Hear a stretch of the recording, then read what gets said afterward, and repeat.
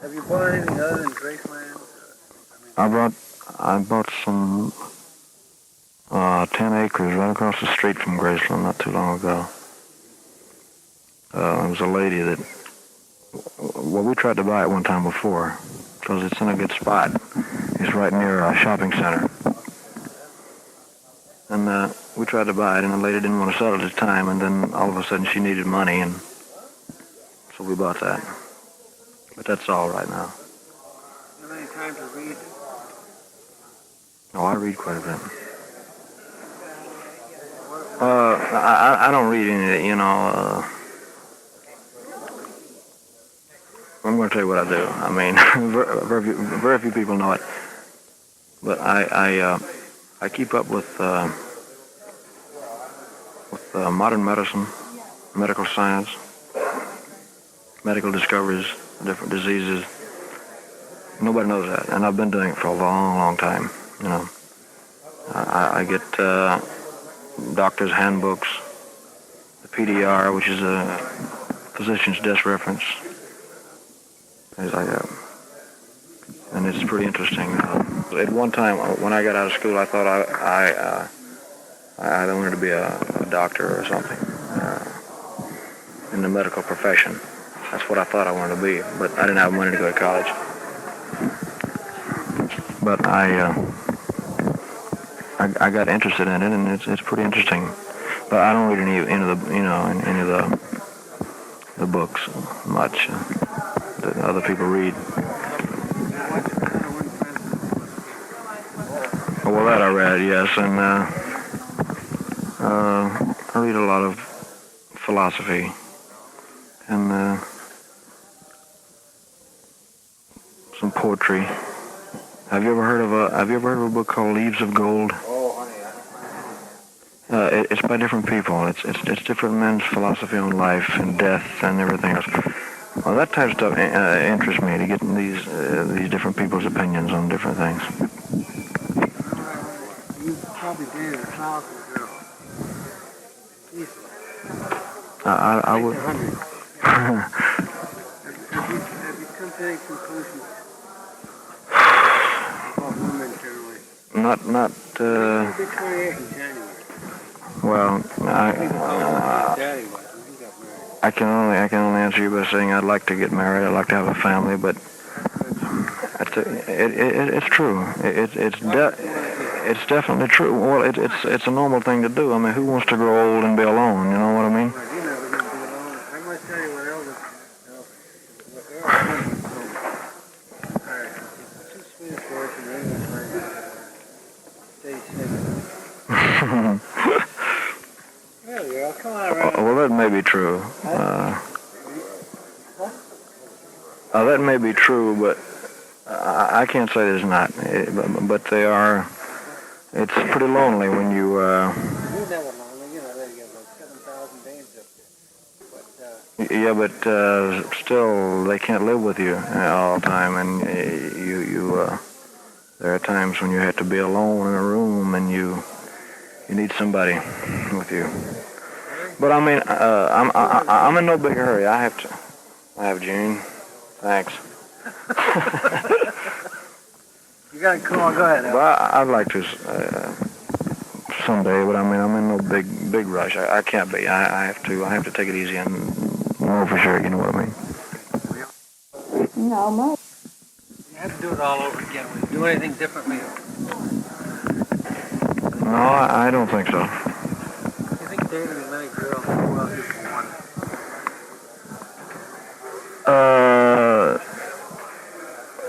Well, you know, naturally, you like to date. Of course, I used to date a lot more than I do now. I think the older you get, I think yeah, right, and the more you look for other things other than just dating a different girl every night. You look, you know, you'd like to meet a little more companionship instead of dating a different girl every night. The handicap dating girls in show business. Not necessarily, no. course, I don't make it a point to date girls in show business. It's just according to the girl herself. Doesn't show business try to contact most of these girls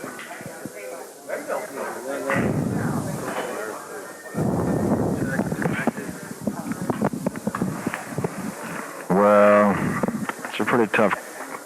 I mean, I can answer you, but it's,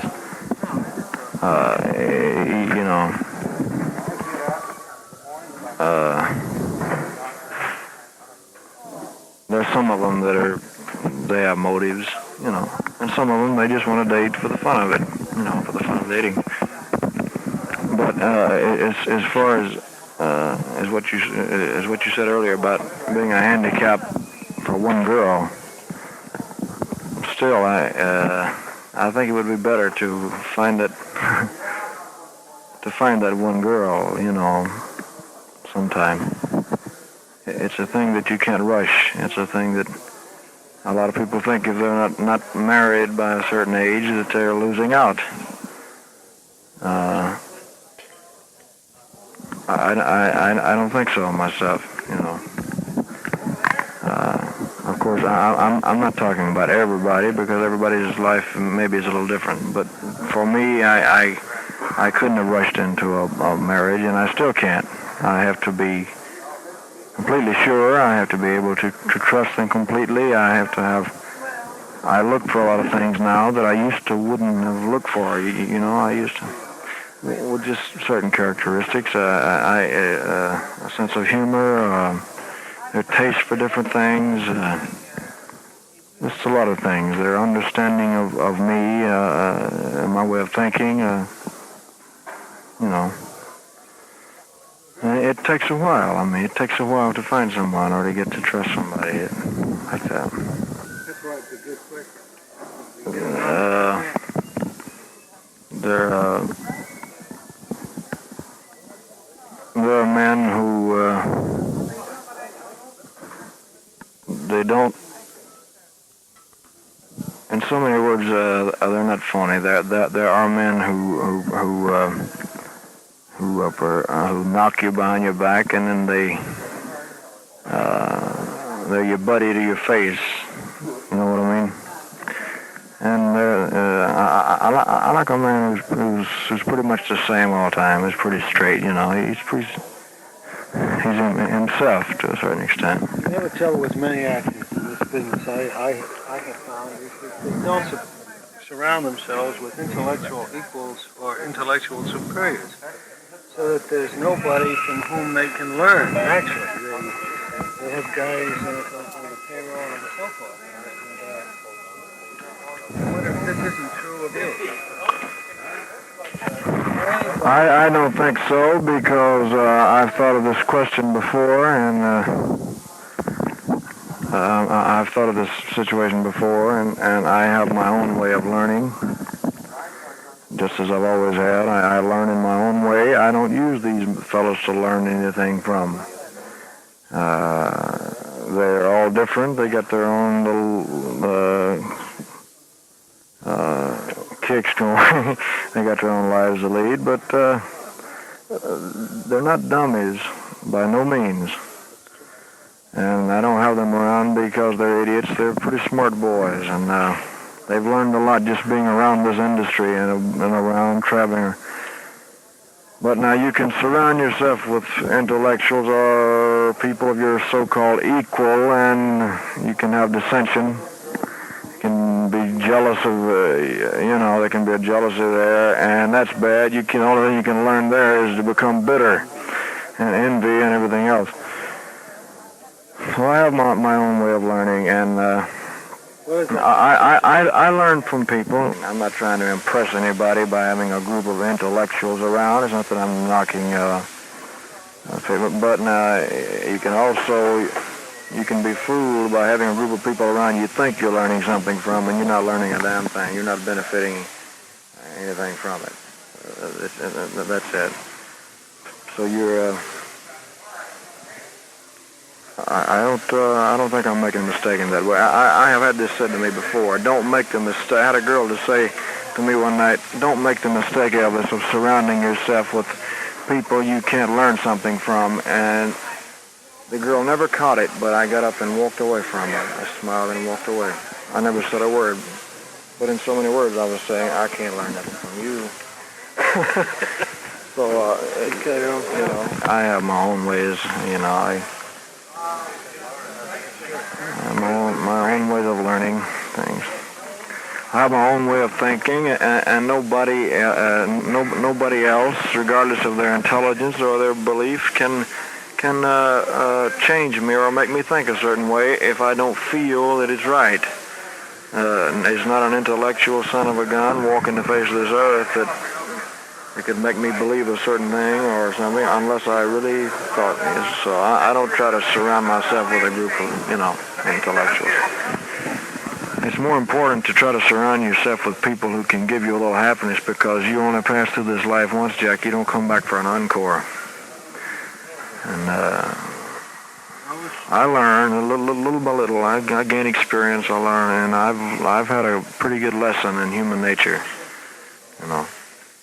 What would you say, Elvis, is a kind of basic lesson you've learned from living so far?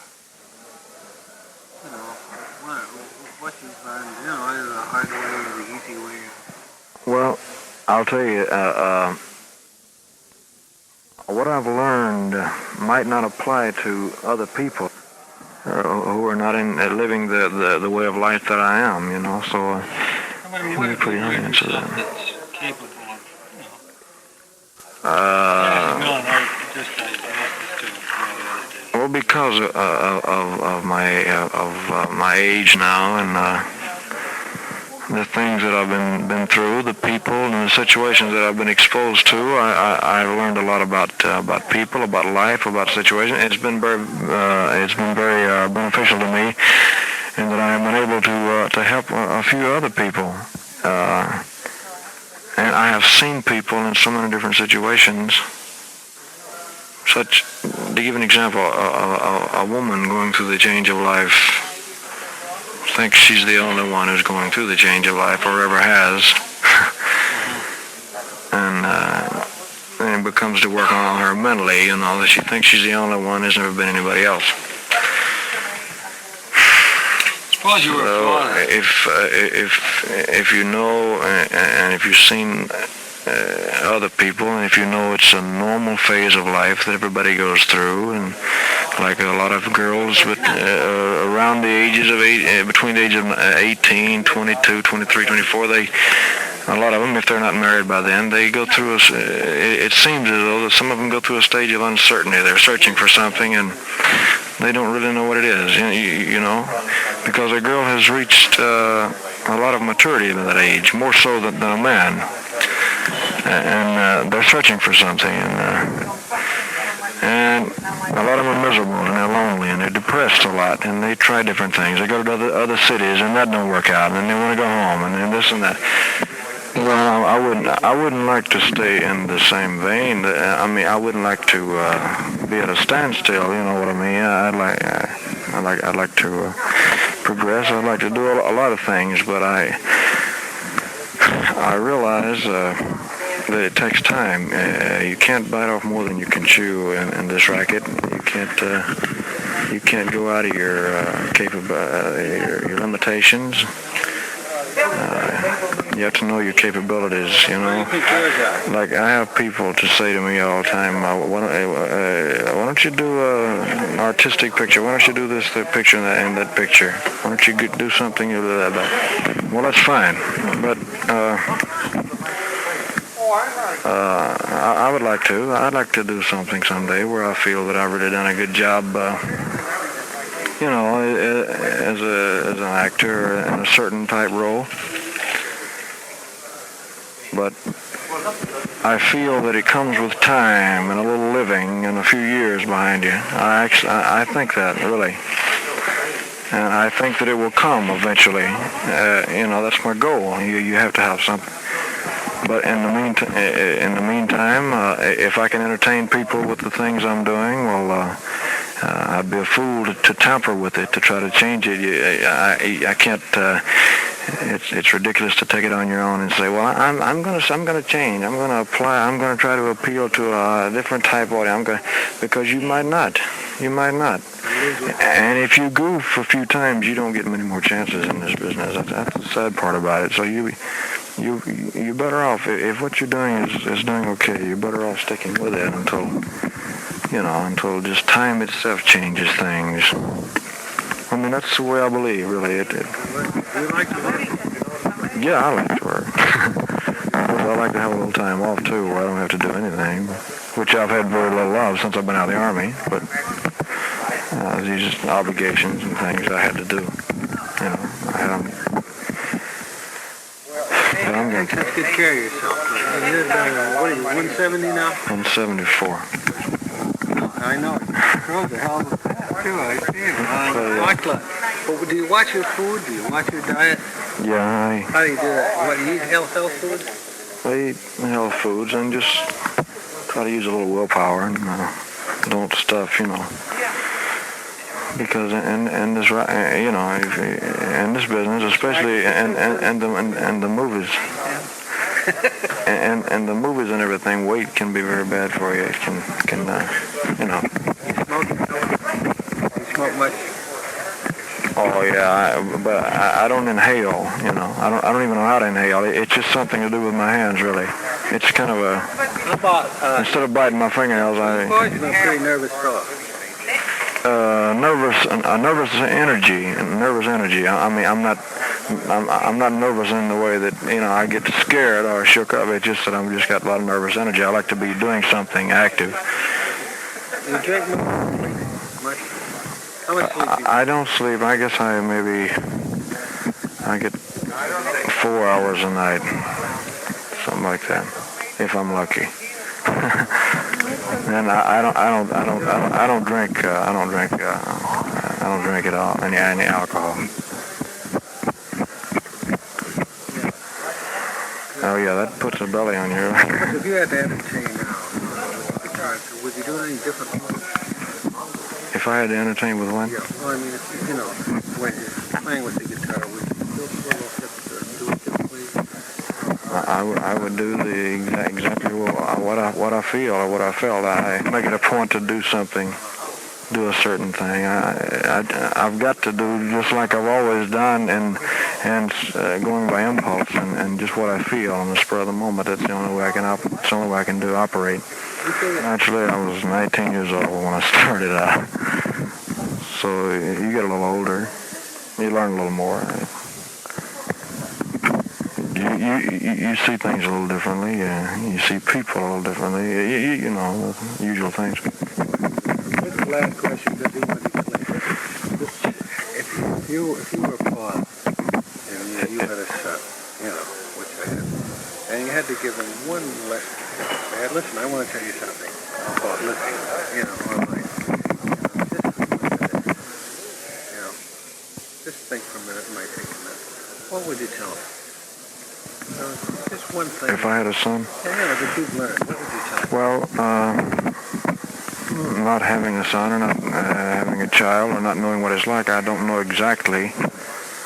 But I think my biggest thing would be consideration for other people. The thing I was talking about, consideration for other people's feelings.